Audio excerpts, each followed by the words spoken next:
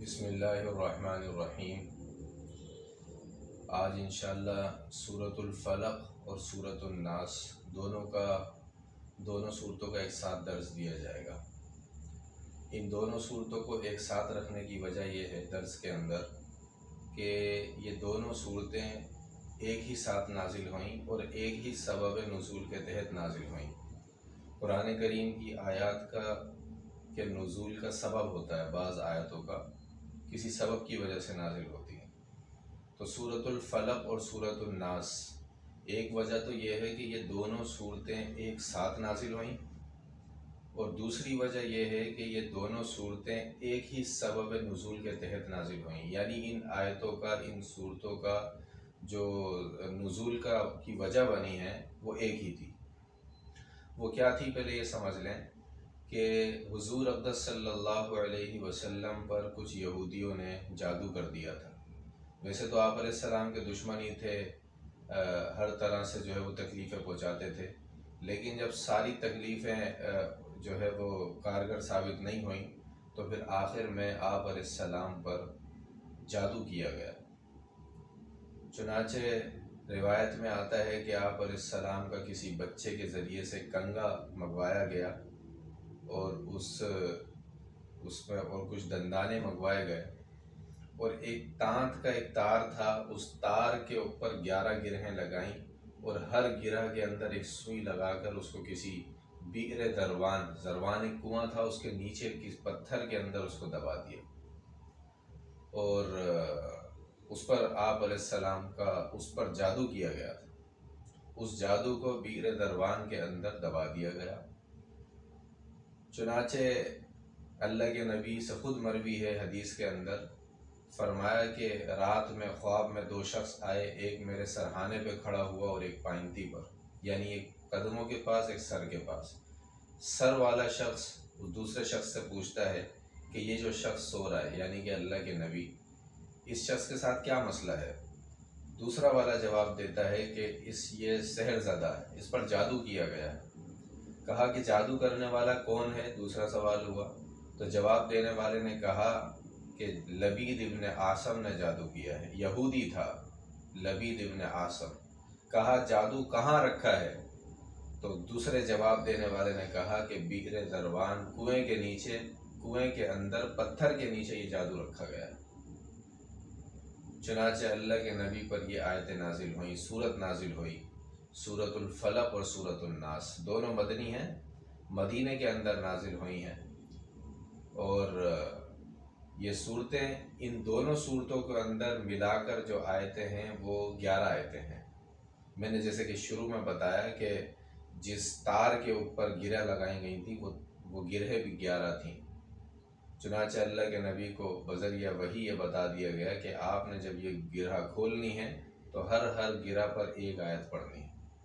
چنانچہ اللہ کے نبی نے ایک آیت پڑھتے اور ایک گرہ کھولتے، ایک آیت پڑھتے اور ایک گرہ کھولتے، اس طرح سے 11 آیتیں، 11 گرہیں کھلی ہیں، 11 آیتیں مکمل ہوئیں، اور اللہ کے نبی پر جو جادو کیا گیا تھا اس کا اثر بھی بالکل ختم ہو گیا، اور اس جادو کی وجہ سے اللہ کے نبی بعض چیزیں بھول جایا کرتے تھے، تو جیسے ہی، اور بدن مبارک پر بوجھ سا رہتا تھا، تو جیسے ہی جادو کا جو اثر جب ختم ہوا ہے تو اللہ کے نبی پر کا جسم اتنا ہلکا ہو گیا کہ فوراً آپ اٹھ کر کھڑے ہو گئے، جادو کا اثر ختم ہو گیا۔ چنانچہ یہ دونوں صورتیں مدنی ہیں۔ تو شروع کرتے ہیں۔ بسم اللہ الرحمن الرحیم، شروع اللہ کے نام سے جو سب پر مہربان، بہت مہربان ہے۔ پہلی آیت ہے قل اعوذ برب الفلق، آپ کہہ دیجئے کہ میں پناہ میں آیا صبح کے رب کی۔ اب اللہ تعالیٰ کی تو اور بھی بہت سی صفات ہیں، اللہ تعالیٰ رات کے بھی رب ہیں، صبح کے بھی رب ہیں، آسمان زمین سب کے رب ہیں۔ یہاں پر فلق یعنی کہ صبح مراد لینا۔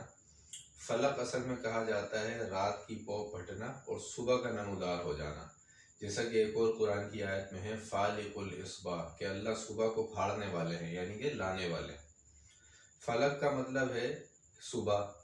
اب اللہ رب العزت رات کے بھی مالک ہیں، رات کے بھی رب ہیں، آسمان زمین سب کے رب ہیں، لیکن یہاں پر صبح کے رب کی جو ہے وہ صفت بیان کرنا، صبح کا رب کہنا، اس کی وجہ کیا ہے؟ تو علماء نے لکھا ہے کہ جس طرح رات کے اندھیرے میں شرور اور آفات جس طرح سے آ جاتی ہیں، اور صبح کی روشنی جیسے ہی نمودار ہوتی ہے تو وہ شرور اور آفات ختم ہو جاتی ہیں، تو اسی طرح اگر کوئی اللہ کو صبح کے رب کے ساتھ پکارتا ہے تو انشاءاللہ اس کی آفات اور مصیبت سے اس کو چھٹکارا نصیب ہوگا۔ پھر آگے فرمایا کہ من شر ما خلق، ہر اس چیز کے شر سے جو کہ اس نے پیدا کیا، یعنی جتنی بھی مخلوقات ہیں، میں تمام مخلوقات کے شر سے اللہ رب العزت کے کی پناہ میں آیا۔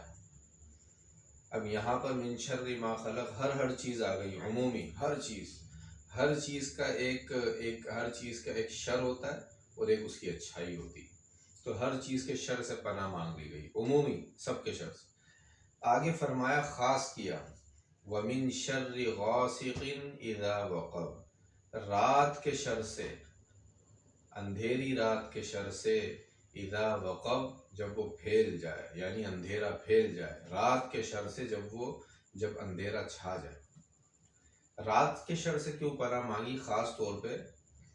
وجہ اس کی یہ ہے جو علماء نے بیان فرمائی کہ عموماً جو سحر ہوتا ہے، کیونکہ یہ میں نے بتایا جیسے شروع میں کہ یہ جو آیات ہیں، یہ صورتیں ہیں، یہ جادو کی وجہ سے نازل ہوئی، اس کا جو سبب نزول بنا وہ اللہ کے رسول پر جادو تھا۔ تو یہاں پر رات کی جو کے شر سے پناہ مانگی گئی ہے، تو وجہ اس کی یہ ہے کہ یہ جو سحر ہوتا ہے، جادو ہوتا ہے، اس کی جو ترکیب و آمیزش وغیرہ ہوتی ہے، یہ سب رات کے وقت ہوتی ہے تاکہ کوئی دیکھ نہ پائے۔ تو اسی طرح جتنے بھی گناہ ہیں، جتنے بھی فسادات ہیں، عموماً رات کے وقت ہوتے ہیں۔ آپ حضرات کے علاقے کے اندر ڈکیتیاں کب ہوتی ہیں بھائی؟ رات میں ہوتی ہیں، ڈکیتیاں رات میں، چوریاں رات میں۔ انسان جو ہے وہ شراب اور کباب کی طرف کب جاتا ہے؟ رات میں جاتا ہے۔ اسی طرح یہ جو ابھی ایک اور عید آئی ہے، شاید آپ کو پتہ ہو، یہ پہلے لوگوں کو نہیں پتہ تھا کہ ایک اور عید بھی ہے، اب آنے والے لوگوں کو پتہ لگ گیا کہ ایک اور عید بھی ہے، جس کو الیاذ باللہ اللہ کے رسول بتانا بھول گئے، جس کو آپ لوگ جشن عید میلاد النبی کہتے ہیں۔ یہ بھی رات میں ہی ہوتی ہے، اس کے اندر بھی جو غلو آتا ہے، جو زیادتی ہوتی ہے، وہ سب رات میں ہوتی ہے۔ لائٹنگ، شور شرابہ اور جو ہے جلوس نکلنا، یہ سب رات میں ہوتے ہیں بھائی۔ رات میں تو انسان، اسلام کے اندر جو عیدیں ہیں، جو تہوار ہیں، وہ دن کے اندر رکھے گئے ہیں، دن کے وقت میں۔ عید کی نماز کب پڑھی جاتی ہے؟ دن میں۔ جمعے کی نماز، جمعے کو بھی عید کے ساتھ مشابہت ہے، جمعے کی نماز اجتماع ہوتا ہے، سب ملتے ہیں آپس میں، کب ہے بھائی؟ دن میں۔ رات کے وقت اگر تہوار رکھ دیے جائیں اور جو ہے خوشی منانے کا موقع رکھ دیا جائے تو انسان شراب اور کباب کی طرف نکل جاتا ہے۔ اس لیے رات کے وقت کی شر سے بھی پناہ مانگی۔ چوریاں، ڈکیتیاں، زنا رات میں ہوتا ہے، اور جتنے بھی گناہ ہیں عموماً رات میں ہوتا ہے۔ رات چھپا لیتی ہے نا بہت ساری چیزوں کو، اسی لیے اللہ نے بھی یہاں پر غاسقین کہا، غاسق ڈھانپنے والی، رات ڈھانپ لیتی ہے نا بہت ساری چیزوں کو۔ اذا وقب، جب وہ پھیل جائے رات۔ پھر آگے فرمایا وَمِن شَرِّ النَّفَّاثَاتِ فِي الْعُقَدِ، اور میں ان پھونکنے والیوں کے شر سے پناہ مانگتا ہوں جو کہ گروہ کے اندر پھونکتی ہیں، جو کہ پھونکنے والی ہیں گروہوں میں۔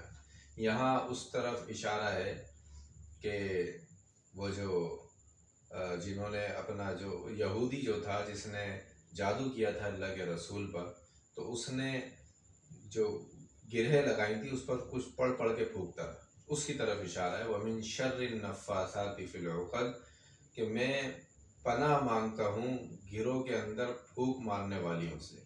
یہ نفاثات مارنے والیوں یعنی کہ مؤنث اس لیے ذکر کیا ہے کہ ان کے نفوس کی طرف، ان کی جانوں کی طرف یہ ضمیر جو ہے راجع ہو رہی ہے، اور اس وجہ سے اس کو مؤنث ذکر کیا ہے۔ اور بعض احادیث میں یہ بھی آتا ہے کہ یہ جادو کرنے والی عورت تھی، لیکن اس نے کسی یہودی کے حکم پر جادو کیا تھا، تو اس عورت کی طرف اشارہ ہے۔ وَمِن شَرِّ حَاسِدٍ إِذَا حَسَدَ، اور میں حسد کرنے والے کے شر سے پناہ مانگتا ہوں جب وہ حسد کرے۔ جادو جو ہوتا ہے حسد کی بنیاد پر ہوتا ہے، یاد رکھیے۔ کبھی بھی جادو ہوگا اس کی جو اکثر وجہ بنتی ہے وہ حسد بنتی ہے. تو اس لیے یہاں پر خاص کر دیا کہ میں حسد کرنے والے کے شر سے پناہ مانگتا ہوں، جبکہ وہ اپنے حسد پر اتر آئے، حسد کرنے لگے. تو یہ صورت ہے، اس کی 5 آیات ہیں، اور سورۃ الناس کے اندر 6 آیتیں ہیں، تو یہ ٹوٹل 11 بنتی ہیں، اور 11 ہی گرہیں لگائی تھی اس نے تار میں. تو اللہ کے رسول ایک ایک گرہ کھولتے اور ایک آیت پڑھتے، ایک گرہ کھولتے اور ایک آیت پڑھتے. یہاں پر وہ گرہ مکمل ہوئی، اور یہاں پر سورۃ الفلق اور سورۃ الناس مکمل ہوئی، اور اللہ کے نبی سے جادو مکمل طور پر دور کر دیا گیا. اللہ کے نبی کا بدن اتنا ہلکا ہو گیا کہ آپ فوراً اٹھ کے کھڑے ہو گئے. دوسری صورت ہے سورۃ الناس. میں نے شروع میں بتایا کہ یہ بھی اسی سبب نزول کے تحت نازل ہوئی. تو سورۃ الناس شروع کرتے ہیں، فرمایا قل اعوذ برب الناس، آپ کہہ دیجئے کہ میں پناہ میں آیا لوگوں کے رب کی. الناس لوگ، ملک الناس لوگوں کے بادشاہ کی، الہ الناس لوگوں کے معبود کی.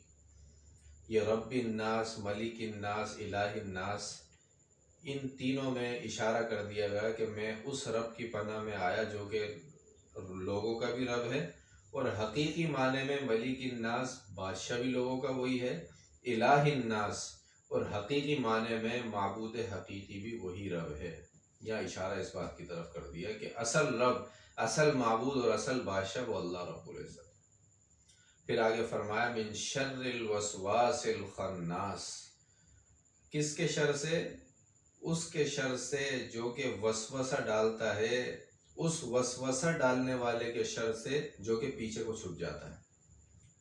میں رب کی پناہ میں آیا اس وسوسہ ڈالنے والے کے شر سے جو کہ پیچھے کو چھپ جاتا ہے. پیچھے کو چھپ جاتا ہے کیا مراد ہے؟ وسواس سے مراد یہاں پر شیطان ہے، اور خناس کہتے ہیں کہ پیچھے کو چھپ جاتا ہے. اس سے مراد یہ ہے کہ آپ نے سنا ہوگا جب اللہ کا نام لیا جاتا ہے تو شیطان چھپ جاتا ہے. تو یہاں اس طرف اشارہ ہے. اور ایک حدیث کے اندر آتا ہے کہ جب بچہ پیدا ہوتا ہے تو ایک ساتھ اس کے اوپر ایک شیطان بھی مسلط ہو جاتا ہے، وہ اس کو مستقل ورغلاتا رہتا ہے، بہکاتا رہتا ہے. جب وہ بچہ تھوڑا سا بڑا ہوتا ہے، سمجھدار ہوتا ہے، اور سمجھدار ہونے کے بعد وہ اللہ کے ذکر کی طرف مائل ہوتا ہے تو خناس یہ پیچھے چھپ جاتا ہے. تو اس طرف اشارہ ہے. تو میں رب کی پناہ میں آیا اس وسوسہ ڈالنے والے کے شر سے جو کہ پیچھے کو چھپ جاتا ہے. الذی یوسوس فی صدور الناس، وہ وسوسہ ڈالنے والا جو کہ وسوسہ ڈالتا ہے لوگوں کے دلوں میں، لوگوں کے سینوں کے اندر وسوسہ ڈالتا ہے. صدر کہتے ہیں سینے کو، صدور اس کی جمع ہے. تو اس وسوسہ ڈالنے والے کے شر سے جو کہ وسوسہ ڈالتا ہے لوگوں کے دلوں میں، سینوں میں. تو شیطان وسوسہ ڈالتا ہے، ورغلاتا ہے، یار ابھی نماز پڑھ کے کیا کرنا ہے، بیٹھ جا، ابھی کیا کون سا کوئی کام کرنا ہے. حدیث کے اندر آتا ہے ان الشیطان یجری من الانسان مجرى الدم، کہ شیطان انسان کے اندر اس کی خون کی رگوں میں دوڑ رہا ہوتا ہے. حدیث کے اندر خون کے اندر دوڑ رہا ہوتا ہے انسان کے اندر شیطان. اتنا خطرناک معاملہ. پھر آگے فرمایا من الجنۃ والناس، چاہے وہ وسوسہ ڈالنے والا جنات میں سے ہو اور یا وہ وسوسہ ڈالنے والا انسانوں میں سے ہو. اس آیت کے اندر اللہ رب العزت نے یہ واضح کر دیا کہ ضروری نہیں ہے کہ جو شیطان ہوگا، جو کہ وسوسہ ڈالنے والا ہوگا، وہ جنات ہی میں سے ہی ہوگا. ضروری نہیں، بلکہ انسانوں میں سے بھی ہو سکتا ہے. وسوسہ ڈالنے والا جنات میں سے بھی ہو سکتا ہے یعنی کہ شیطان، اور وسوسہ ڈالنے والا انسانوں میں سے بھی ہو سکتا ہے. اسی لیے حدیث میں آتا ہے نا کہ وہ بلکہ قرآن کی آیت ہے یا لیتنی لم اتخذ فلانا خلیلا، کہ قیامت کے دن انسان کہہ رہا ہے کہ یار کاش کہ میں اس شخص کو دوست نہ بناتا، کاش میں اس شخص کو دوست نہ بناتا، کیونکہ اس کی وجہ سے میں جہنم میں آ گیا، بہکاتا رہتا تھا. دوستوں کی محفل ہوتی ہے نا، اب جا رہے ہیں گاڑی میں کہیں 4-5 دوست اکٹھے کھانا کھانے جا رہے ہیں، کہیں پکنک پہ جا رہے ہیں، تو دوست کہتے ہیں چل بھائی گانے لگا لیں. اب ایک دوست ہے، وہ ایک بندہ ایسا ہے وہ گانے نہیں سننا چاہتا، لیکن وہ دوسرے جو دوست ہیں سب ایک ساتھ بولتے ہیں یار لگاؤ، تو وہ بھی بیچارہ خاموش ہو جاتا ہے. تو یہ جو دوست ہیں، یہ برے دوست، یہ وہ دوست ہیں جو کہ جن کی وجہ سے یہ جہنم میں جائے گا، اور یہ جہنم میں جاتے ہوئے کہے گا قرآن کے الفاظ، یا لیتنی لم اتخذ فلانا خلیلا، اے ہے کاش کہ میں ان جیسے لوگوں کو دوست ہی نہ بناتا۔ الجلیس الصالح خیر من الوحدہ، کہ اچھا دوست بہتر ہے تنہائی سے، والوحدۃ خیر من جلیس السوء، اور تنہائی بہتر ہے برے ساتھی سے، برے ہم نشین سے، برے دوست سے۔ اس لیے آپ حضرات بھی اچھے دوست بنائیں۔ دوستوں سے انسان کا پتہ چلتا ہے یہ کس نیچر کا، اس کا دوست یہ ہے تو یہ بھی اسی طرح کا ہوگا۔ اگر دوست اچھا ہے تو دیکھتے ہیں یار یہ اس کا دوست ہے، اس لیے یہ وہ بھی اچھا ہوگا۔ اسی لیے جب رشتے والے آتے ہیں نا تو وہ عموماً دوستوں سے احوال لیتے ہیں، دوستوں سے ملتے ہیں، کیونکہ دوست اس کو پتہ نہیں ہے، اس کا تو رشتہ نہیں لگ رہا نا، تو دوست کو پتہ ہی نہیں ہوتا کہ بھائی میرا رشتہ ہے نہیں ہے، وہ اپنا ویسے ہی بات کر رہا ہوتا ہے، اس سے اندازہ ہو جاتا ہے کہ یہ اس شخص کا دوست ہے، اس کی جو خلقت ہے، اس کی جو فطرت ہے نا وہ وہی ویسے ہی ہوگی۔ اس لیے اپنے جو دوست ہیں وہ اچھے بنائے جائیں۔ یہ سورۃ الناس کی 6 آیتیں مکمل ہوئیں۔ میں نے بتایا سورۃ الفلق اور سورۃ الناس دونوں کی ملا کر یہ 11 آیتیں بنتی ہیں۔ ان 11 آیتوں میں چونکہ اس یہودی عورت نے 11 ہی گرہیں لگائی تھیں، اور اللہ کے رسول بھی ایک ایک آیت پڑھتے اور ایک ایک گرہ کھولتے، ایک ایک آیت پڑھتے اور ایک ایک گرہ کھولتے۔ سورۃ الناس مکمل ہوئی ہے اور اللہ کے رسول پر سے جادو بھی مکمل طور پر ختم کر دیا گیا۔ اور حدیث کے اندر آتا ہے کہ سورۃ الفلق اور سورۃ الناس یہ 2 ایسی صورتیں ہیں قرآن کریم میں کہ ان جیسی صورتیں نہ زبور میں ہیں، نہ انجیل میں ہیں، اور نہ ہی تورات میں ہیں، اور حتیٰ کہ نہ خود قرآن کریم کے اندر ان جیسی 2 صورتیں۔ اللہ کے رسول رات میں سوتے نہیں تھے اس وقت تک جب تک یہ 2 صورتیں اپنے یہ پڑھ کر اپنے ہاتھوں پر دم کر کے پھونک کر پورے جسم پر پھیر لیتے۔